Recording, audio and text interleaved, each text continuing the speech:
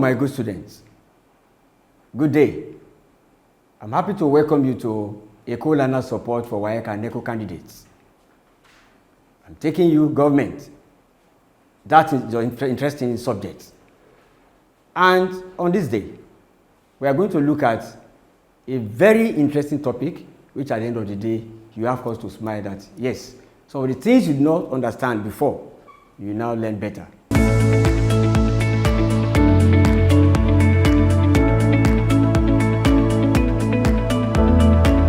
Eko Learners Support, a support program of the Lagos State Ministry of Basic and Secondary Education for WAEC and NECO candidates. So we are going to look at a very interesting topic for today.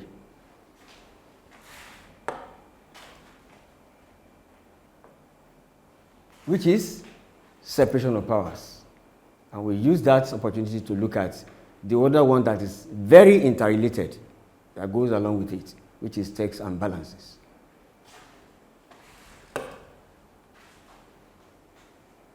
On our learning objectives, let's put it in mind that we are going to look at the end of the lesson, some of these objectives. Number one, we are going to explain separation of powers.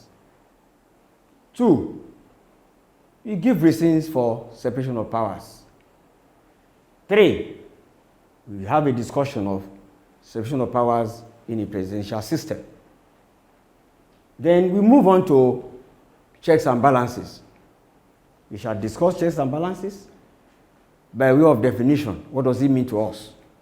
After which we look at a demonstration of the principle in a presidential system.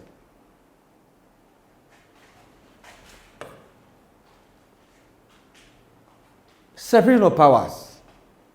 What does it mean? This is division of governmental political powers of a state among the 3 tiers of government. The 3 tiers of government, the legislature, the executive, and the judiciary. The theory was popularized by a French thinker, a French political analyst by name Baron de Montesquieu, who wrote his book dated back to 1748 titled Esprit de Loi or Esprit de Corps, which you can call in English Spirit of the Law in 1748.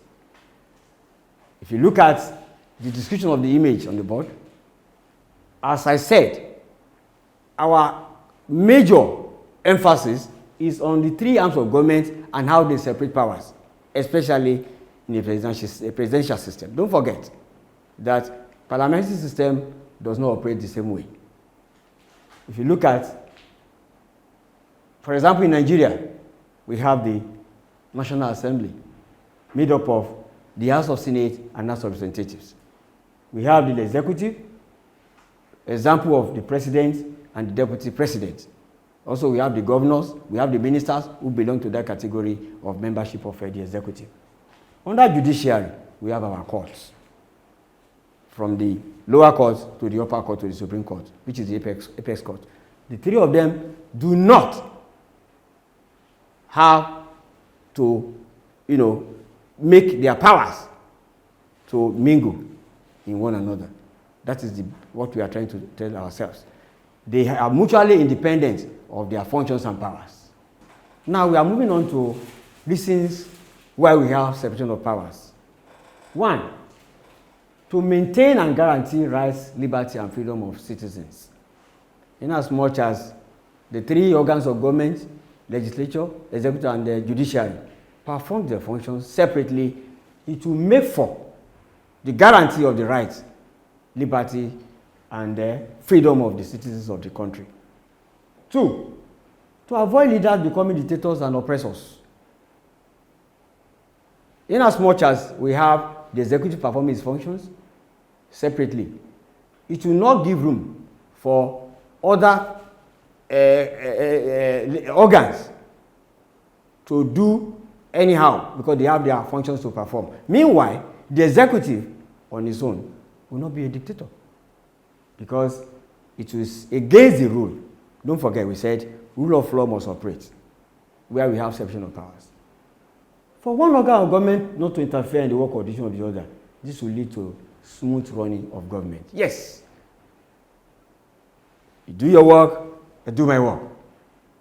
That is a kind of arrangement in the separation of powers. So each of them will not interfere in the decision of the other. And this will make for smooth running of government. And decision will be made as fast as possible. To allow for division of labor and specialization in the art of government. Yes. Without mincing words, division of labor will come in. There will be separate exercise of duties and powers. No one will become jack of all trade, so to say. Once you face your own side of the work you are doing, the other one, faces his work. It makes government officials to be orderly, cautious, and meticulous. Yes, especially when you talk about what is supposed to be done. It should be done the way it is. The legislature performs its function. The officials there will make sure that they carry out their functions the way it should be. The judiciary, that is the court, carries out its functions without any problem, and they are meticulous and orderly. Finally, on this, it guarantees rule of law principles. What is rule of law? That law is supreme above the leaders and the followers. Both the rulers and the ruled citizens have one law that is guiding them. It is that law that operates that makes things to work out. In as much as the three of them perform their functions separately, the law will be in the same way, and everybody will not go against the law.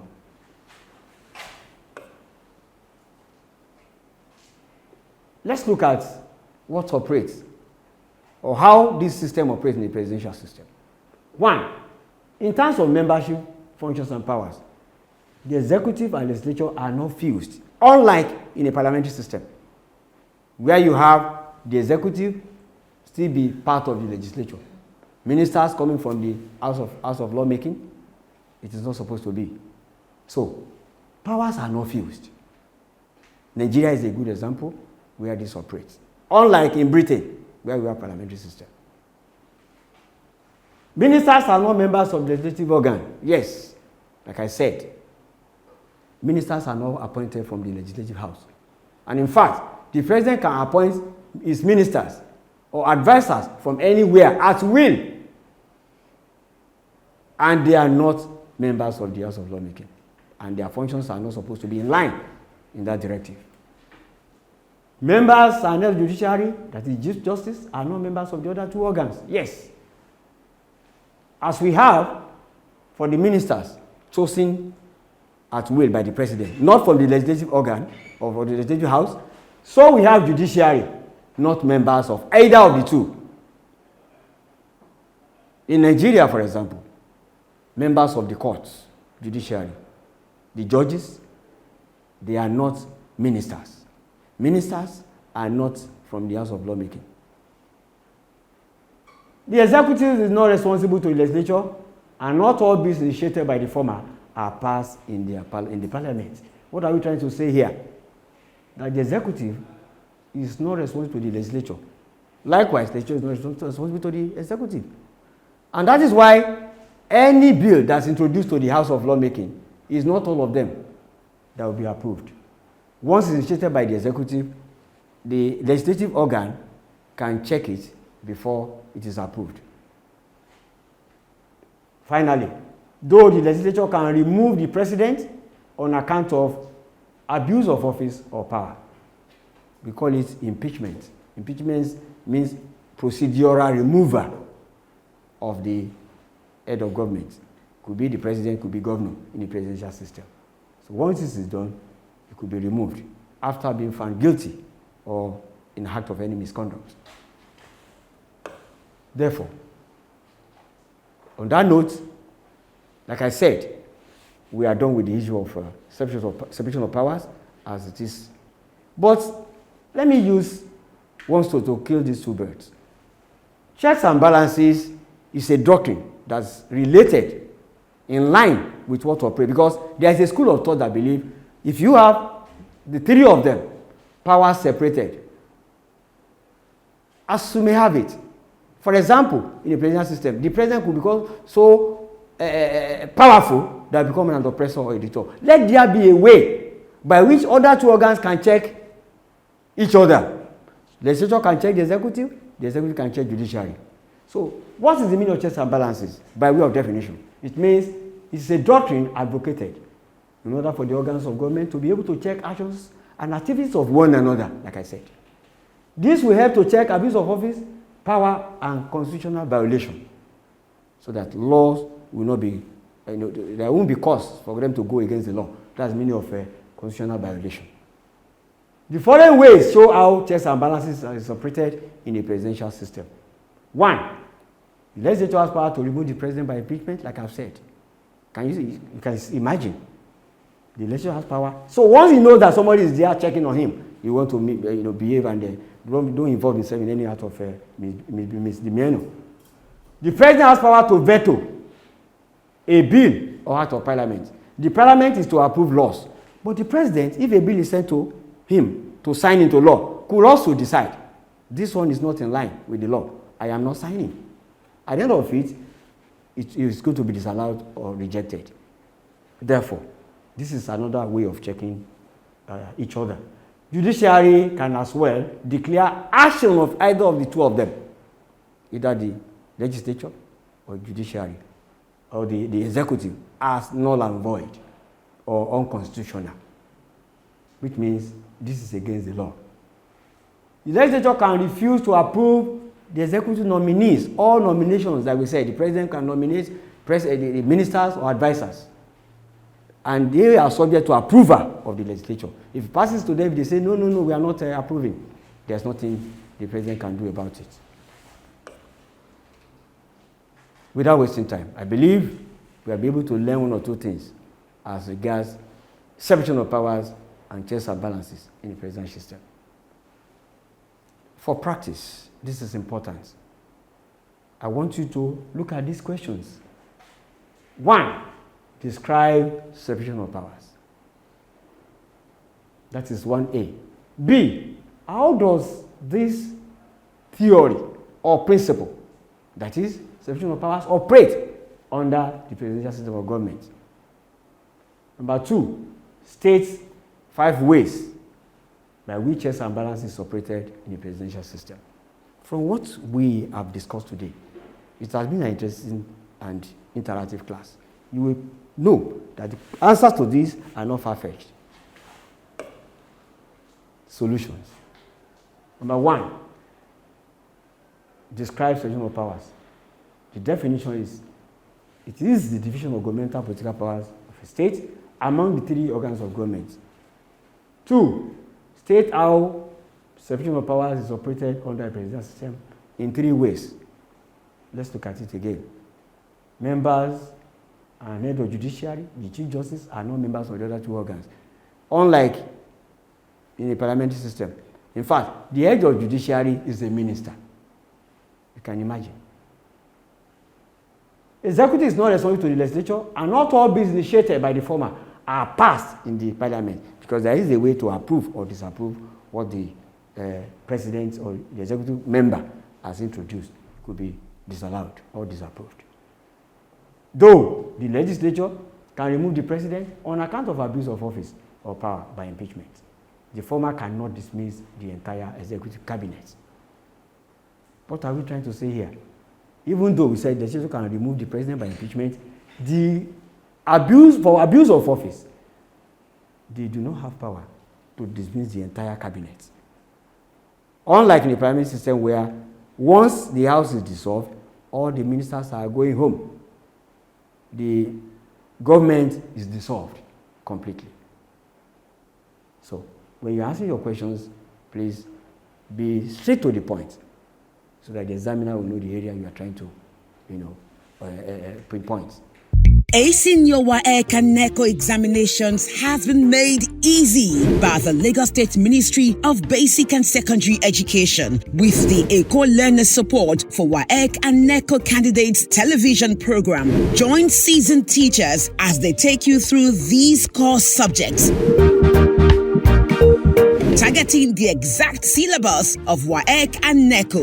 Watch Eko Learners Support for WAEC and NECO candidates through these social media platforms to access more educational content and give their feedback. Eko Learners Support for WAEC and NECO candidates. Pass your examinations with flying colors.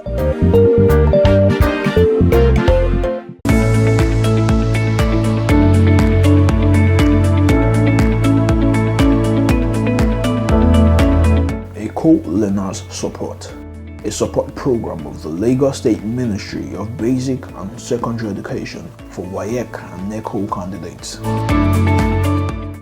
So my students, the solutions to the questions for practice are here, as I've itemized. Meanwhile, I would also like to put on a test. Take your pen, put down something. 1. Who propounded the theory of separation of powers? 2. What is the title of the book written by the author to popularize separation of powers theory?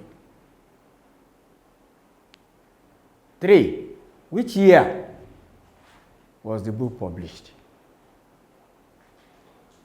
I want to thank you for being with me this day. If you have any comments, questions, or remarks, you can send to any of our social media platform displays on the screen. I want to thank you. God bless you as we see you next lesson.